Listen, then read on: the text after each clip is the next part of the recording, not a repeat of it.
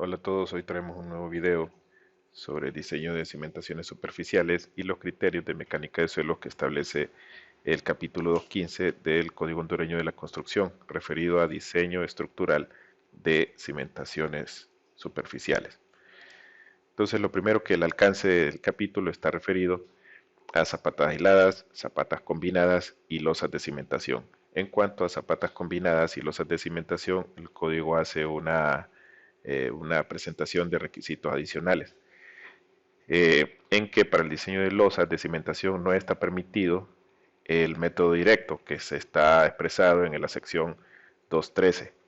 En todo caso, en el libro de Brajadat de Fundamentos de la Ingeniería de Cimentaciones, ustedes pueden encontrar que está recomendado el método eh, rígido y el método flexible. En todo caso, el método flexible es el que normalmente nosotros utilizamos cuando aplicamos método de elementos finitos. Por otro lado, se menciona también que las distribuciones del suelo bajo zapatas combinadas y losas de cimentación debe ser consistente con las propiedades del suelo y de la estructura. ¿A qué nos referimos con eso?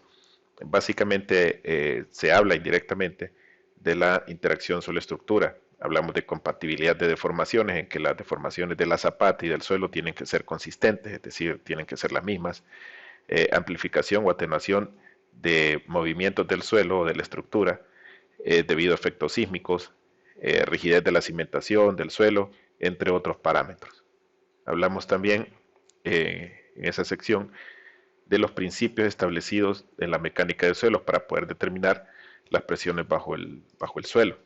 Entonces, para eso necesitamos caracterización y clasificación del suelo, determinación de capacidad de carga del suelo, asentamientos elásticos a corto y a largo plazo, etcétera, todo lo que la mecánica de suelos implica.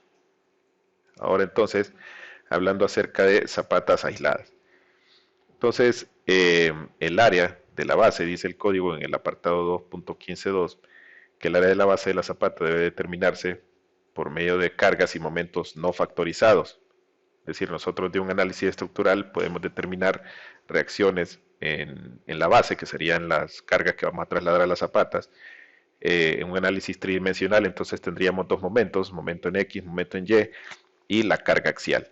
Entonces esas son las cargas que tenemos que tomar en cuenta no factorizadas, que se transmiten a la zapata. Es decir, esas cargas y momentos no factorizados deben ser transmitidas al suelo por la zapata. Entonces, obviamente por la tercera ley de Newton, entonces para cada acción hay una reacción. Si yo estoy aplicando al suelo por medio de la zapata carga axial y momentos, entonces el suelo va a reaccionar en igual magnitud y en sentido contrario.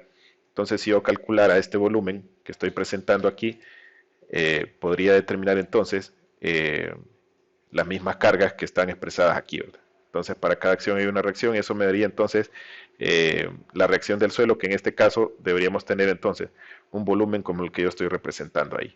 Por otro lado, entonces, deben analizarse las presiones permisibles del suelo. De esto hablamos en el video, un poco en el video anterior, en que las presiones permisibles o esfuerzos permisibles del suelo pueden incrementarse por un tercio de acuerdo a la sección 1.1.3.5 del código.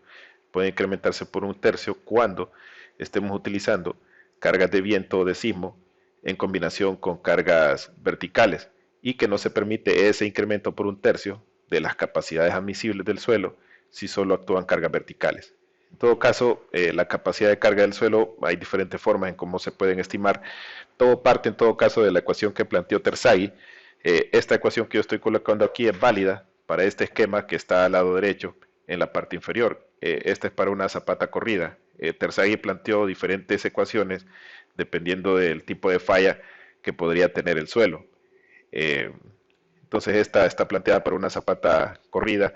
En todo caso, Meyerhoff, Bessick, Hassen y otros autores han planteado factores que modifican esa ecuación por inclinación de la carga, por profundidad de la cimentación, por la forma de la zapata, que no necesariamente tiene que ser zapata corrida, puede ser cuadrada, rectangular, circular, etcétera. Eh, Podemos obtener también esa capacidad última por medio de correlaciones.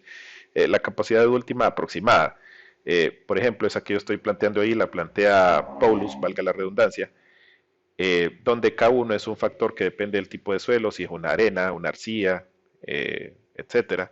Y NR es el número de golpes, el N60 promedio, hasta la profundidad de la zapata. Y esta ecuación válida para kilopascales. Y en todo caso, independientemente del método que nosotros utilicemos para el cálculo de la capacidad última, podemos determinar la capacidad permisible, que es la que nos indica el código, eh, reduciendo esa capacidad última por un factor de seguridad. Normalmente cuando hablamos de capacidad del suelo, los factores de seguridad son altos porque el suelo es muy heterogéneo. eh, Diferentes acciones pueden cambiar sus propiedades, un sismo, por ejemplo, o que el suelo gane o pierda humedad, pueden cambiar su consistencia, etcétera. Entonces el factor de seguridad suele ser alto, mayor o igual que 3, el recomendado. Eso en cuanto a capacidad de carga. Y con eso entonces nosotros tenemos todos los criterios técnicos que son necesarios aplicar en el apartado 2.15 del código para diseño estructural de cimentaciones aisladas.